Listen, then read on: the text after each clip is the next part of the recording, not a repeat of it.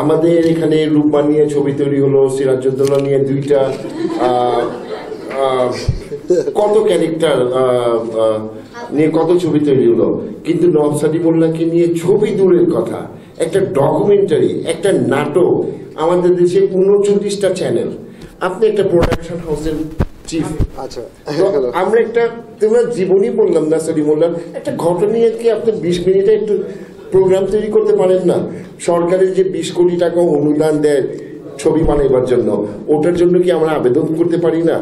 এটা কি আস্থা করে নিক্ষেপ করবেন ডাস্টবিনের বাক্সে?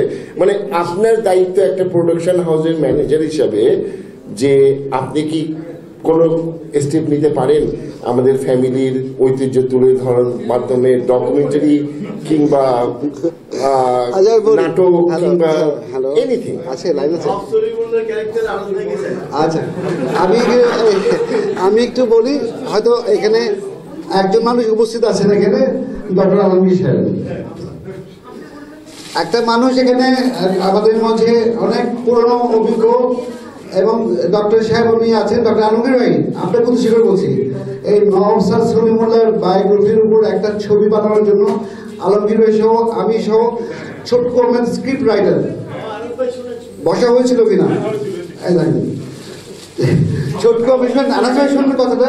এই আলমগীর ভাইয়ের পুরো পিএইচডি থিসিসের উপর বেস করে, আলমগীর ভাই আপনার সাথে আজকে কতদিন পরিচয় আছে? ঠিক আছে, এটা স্ক্রিপ্ট সহ পুরো ভলিউম করে ছোট কমের রিনাম ডাইরেক্টর, উনি স্ক্রিপ্ট রাইটার, ওনার কয়েকটা ছবি করেছি ছোট কমের, উনার কাছে পুরো স্ক্রিপ্ট করা, পুরো স্ক্রিপ্ট, পুরো full length movie cinema script করা, এতটা বিগ ক্যানভাসের ছবি এটা, মানে যেভাবে এটা মানে স্ক্রিপ্টটা করা হয়েছিল ভেরি ডিফিকাল্ট। আর ওই সময় আমাদের আগে যেরকম সমস্যা আমরা ছিলাম, যেমন সলিমুল্লাহকে সামনে আনা খুব ডিফিকাল্ট ছিল আমাদের, আচ্ছা সব কিছু কারণে আমি এত বললাম না।